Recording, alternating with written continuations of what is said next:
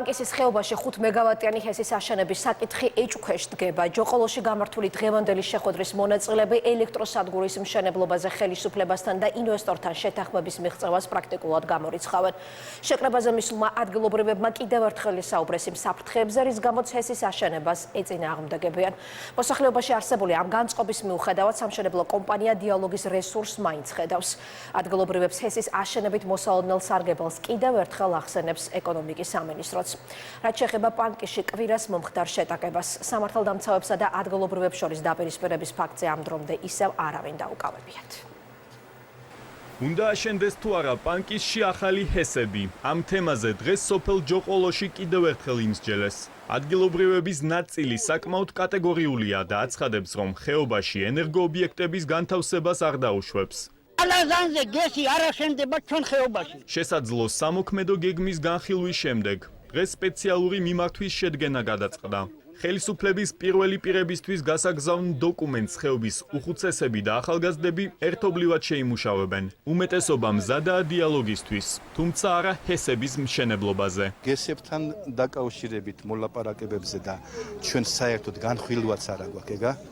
ჩვენ პირველ რიგში გვინდა აქ სიტუაციის დალაგება. ეკონომიკა უნდა განვითარდეს, ჰიდროელექტროსადგურები უნდა აშენდეს, მაგრამ და არა ხალხის ხარჯზე, სიცოცხლისა და ჯანმრთელობის ხარჯზე და ხეობის განადგურების ხარჯზე ეს არ იქნება. დიალოგისთვის მზადაა მშენებელი კომპანიის ხელმძღვანელიც. ლაშა იორდანიშვილის განცხადებით, ცალკეულმა ადამიანებმა მოსახლეობა შეცდომაში შეიყვანეს.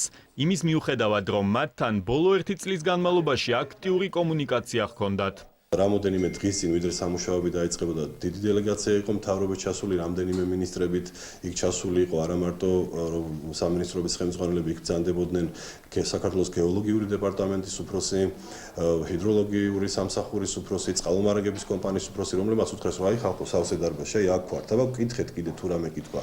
ჩვენ რო ჩავთვალეთ, რომ არ იყო რამე კითხვა, ზუსტად ამის მერე მივიღეთ გადაწყვეტილება, რომ დაგვეწყო ის სამუშაოები, რომელიც დავიწყეთ. ხალხმა უნდა გაიგოს, ხალხი უნდა მიხვდეს, რომ ჩვენ ქვეყანას ჭირდება ჰიდროენერგეტიკა.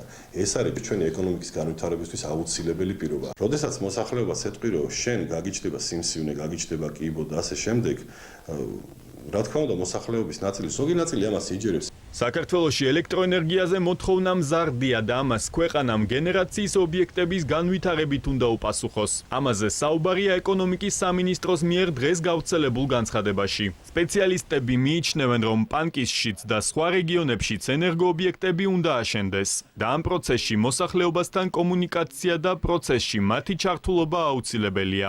ექსპერტები ამბობენ, რომ ბოლო მოვლენებში პოლიტიკური ინტერესებიც იკვეთება. ჩემი აზრით ცალსახად ხდება სუფთა ეკონომიკური საკითხის ჰესის მშენებლობის პოლიტიკურ ჭრილში გადატანა, რაც არ არის სწორი და რაც საბოლოო ჯამში აზიანებს ქვეყნის განვითარების შესაძლებლობას. ძალიან უკვე საშიში ტენდენცია შეიქმნა, თუ ჩვენ ყველაფერს დაწყებული 5 მეგავატიდან დამთავრებული 700 მეგავატამდე ყველაფერს ასე სასტიკად გავაპროექტებთ და გავაპროტესტებთ, ჩვენ შეიძლება დავბრუნდეთ 90-იანი წლების დასაწყისში.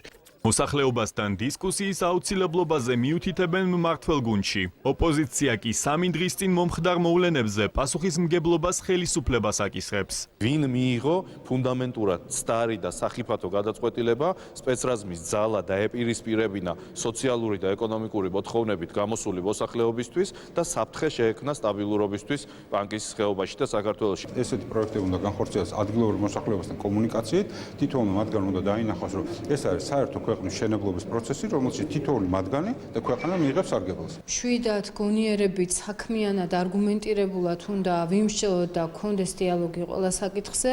ჩვენ გვაქვს პანკისის ხეობისათვის ძალიან კომპლექსური განვითარების გეგმა, ამას თავად მოსახლეობაც დაადასტურებს. პანკისში ისევ შიშობენ, რომ პოლიციასთან დაპირისპირების გამო ხეობაში შესაძლოა დაკავებები დაიწყოს. ეს კი მათი მტკიცებით ადგილზე ვითარებას უფრო გაამწვავებს. შინაგან საქმეთა მინისტრის მოადგილემ დღეს განაცხადა, რომ ხეობაში საგამოძიებო მოქმედებები ამ დრომდე მიმდინარეობს. სოფელ ძიბახევში კი იმ ადგილთან, სადაც ჰესის მშენებლობა იგეგმება, დღეს პოლიციის დროებითი საგუშაგო მოეწყო.